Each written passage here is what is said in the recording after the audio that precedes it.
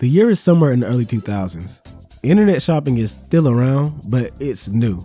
November just hit, so you know you're getting that holiday season feeling. You check the mail and it's the holiday catalog. You get to the Black Friday section, see all those deals, but then you think to yourself, do I really want to subject myself to all of that chaos? See, up until now, my whole little You Wouldn't Survive title was just a fun name I landed on for my cultural look back series. But for this video, it's literal. Back in the 2000s, Black Friday was legit a beast and the peak of panic shopping chaos. So much so that you can find people online asking if it was truly that bad back then. And the answer is always a resounding yes. This gonna be enough cards? Maybe.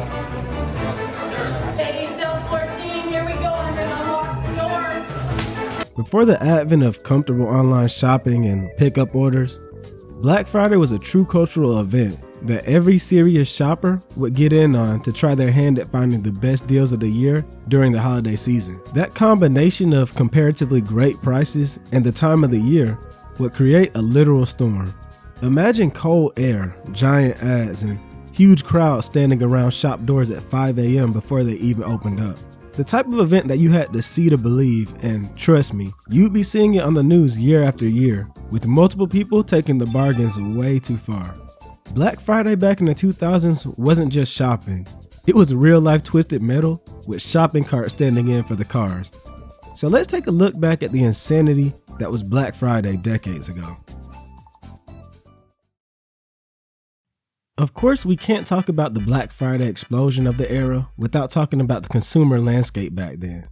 While they've been open for years before the decade, big box stores like Walmart, Best Buy, and Target had hit their prime in the 2000s as one-stop shops for various consumer needs. These locations, combined with a decade built around consumerism even more than the 80s, due to advertising advancing in many ways thanks to the different avenues it could take, meant word about Black Friday and its deals would spread to more households than ever. You literally were not getting away from the Black Friday gospel back then. And it's not like there was a Cyber Monday just yet, so there wasn't any other choice out there. Turn on the TV, open your mailbox, go to the store, turn on the radio, or do anything else, and you're getting hit with the reminder that Walmart has the best Black Friday deals around, on top of rollbacks and price matching. As a kid, I had no clue what the heck any of this meant, but to adults and teens, it obviously meant everything. So much so that Black Friday would be no stranger to people sleeping overnight in their cars, tents, lawn chairs, and whatever else they had outside of the stores to be the first to get to those deals. 2 beds and just no bathroom, that's it. Overnight, they try and get rest, but it's not always easy. We had a couple of incidents with drive-by honkings during sleep. Companies would feed on this, weaponizing urgency and scarcity in order to attract this kind of behavior, which is referred to as Doorbuster psychology. The Doorbuster psychology consists of many variables that get people to, well, bust through the doors double time. Things like announcements of the first 20 customers getting something, limited quantities, massive discounts, and such things are key examples you've probably seen since the day you started shopping. And in the 2000s, the age of rapid tech evolution, when tech was still new and fun, these were absolutely must-have deals. $250 laptops, $99 TVs, $30 DVD players, PS2, Xbox, and GameCube bundles. It was a never-ending well of cheap promises that no one wanted to miss. I've seen someone online talking about waiting in 12-degree weather for 5 hours outside of Best Buy to save $30 on a portable DVD player. These deals were serious, with things going up to like 80% off at times. And while you'd hear of people waking up early to sit on newegg.com, mashing refresh over and over for some come up, the true deals mainly existed in store. So you had to actually be there when the doors opened. And when those doors opened, man, that's when things got ugly. You know how I said for this video the whole You Wouldn't Survive thing was legit? Well, I was referring to this part where we talk about the chaos and violence that would regularly, literally hit Black Fridays. 2000s Black Fridays were no strangers to danger, with shoppers literally fighting over items. It was never surprising to hear stories about whole brawls breaking out between 2 suburban moms over some cheap microwave or TV. And when there was some big holiday toy of the season, oh, you know there might just be bloodshed.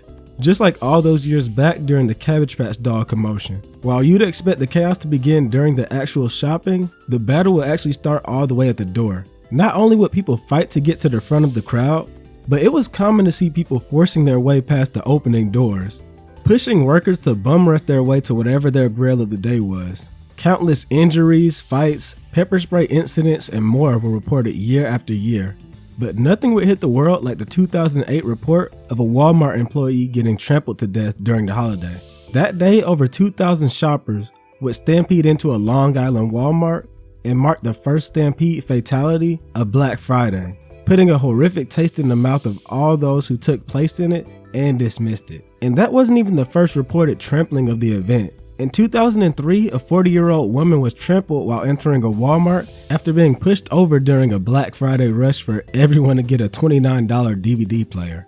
Like I said though, the 2000s were the peak era for some foolishness like this to take place, as the decade was a consumerist wonderland. With no online ordering and extreme FOMO being a big deal, it was bound for something like that and the other Black Friday disasters to occur. Compound all that with a high pressure atmosphere that invited adrenaline and mob mentality, and you've got a recipe for disaster, stupidity, and DVD obsessed crazies. Thankfully this Black Friday, you don't have to risk it all in the store for a good new desk, thanks to FlexiSpot's Standing Desk. Hi, it's WinCon97 with the FlexiSpot E7 Standing Desk. You're going to be in a great mood all day because you're going to be standing up to your troubles with FlexiSpot. As someone who's typed professionally for years and does now as a part-time YouTuber, I used to sit all day and end up with fatigue, back discomfort, and writer's block. I've always wondered if the movement that a standing desk presents would fix all that, and after receiving this one, I can say it does. This desk looks boring. Stop having a boring desk, stop having a boring life. Now look, one press of a button goes up this high, goes down this low. Didn't measure it cause I'm lazy. But just look at that. You're gonna have an exciting life now. Want to drink some water, maybe a soft drink while you watch some 2000 nostalgia? No problem, cause no matter what I have on this desk, when it moves, nothing falls over. I could sit on this thing, pause, and with its 440-pound static weight capacity stability, it can even hold me and my cat. You're gonna love my wood. Just look at this beautiful maple chipboard finish. Perfect fit for any household and only one of many options for your future FlexiSpot standing desk.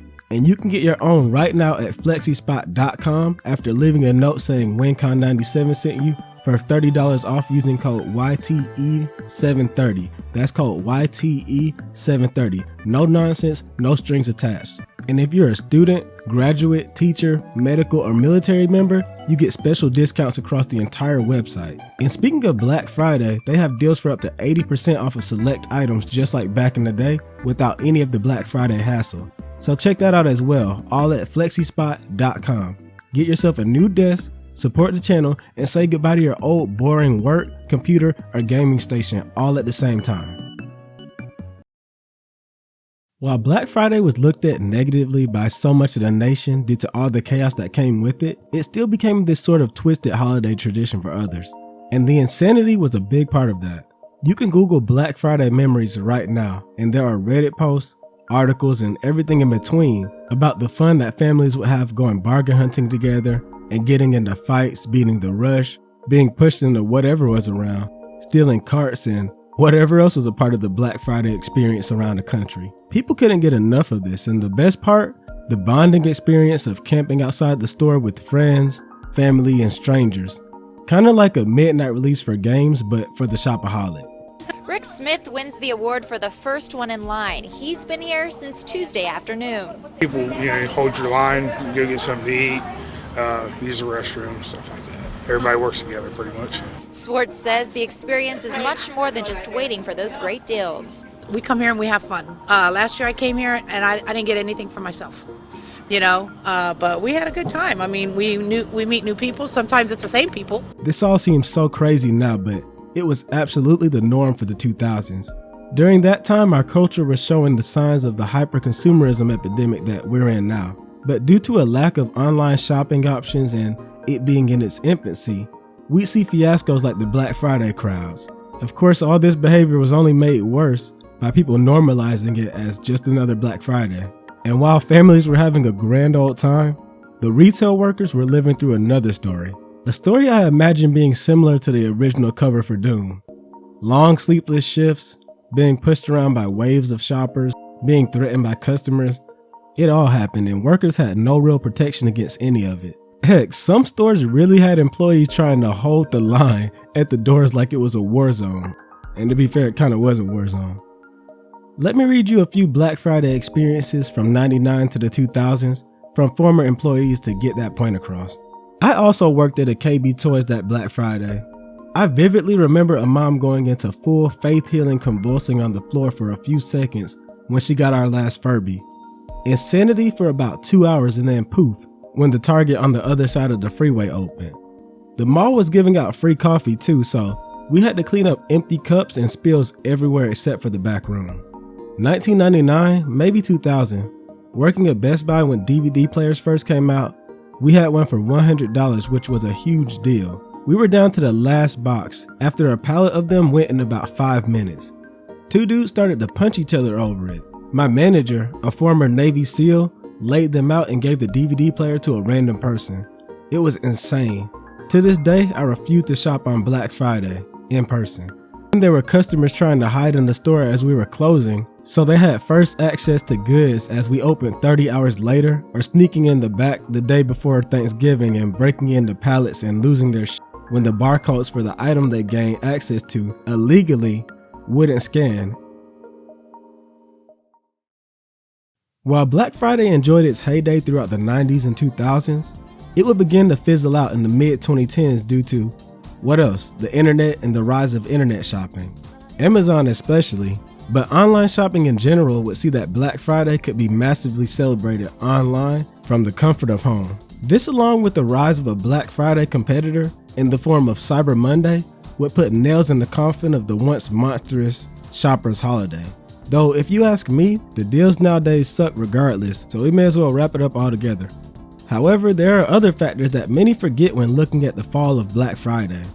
One being the many retail deaths that we've seen in recent years. Circuit City, Toys R Us, KB Toys, and a lot more, which led to less choice and less need for Black Friday and marketing for the holiday. The other is that many stores actually open on Thanksgiving now, with many only reverting from this as of 2020, such as Walmart. One of the draws of Black Friday was the fact that stores weren't open the day before. Reversal of this did things such as expanding the scarcity window, splitting the audience, and most importantly, diluting deals. Think about this. If those Black Friday deals are introduced for Thanksgiving Day as well, along with other days in that window, what's the point of going for Black Friday specifically? In fact, why don't we just start calling it Black Week or Cyber Week? We don't even abide by the Friday or Monday thing, so what's the point anymore? But yeah, all of this led to Black Friday being a shell of its former self by the late 2010s, and it hasn't been the same since. From actual great deals to customers going to war, Black Friday may not be what it used to be, but it still has one heck of a legacy. It became a symbol of the decade's consumer insanity and shows that the era was one where people literally risked their lives for half-price electronics. It's so funny to contrast this go-getter attitude when it comes to something like a shopping holiday with the comfort culture way of shopping we have today.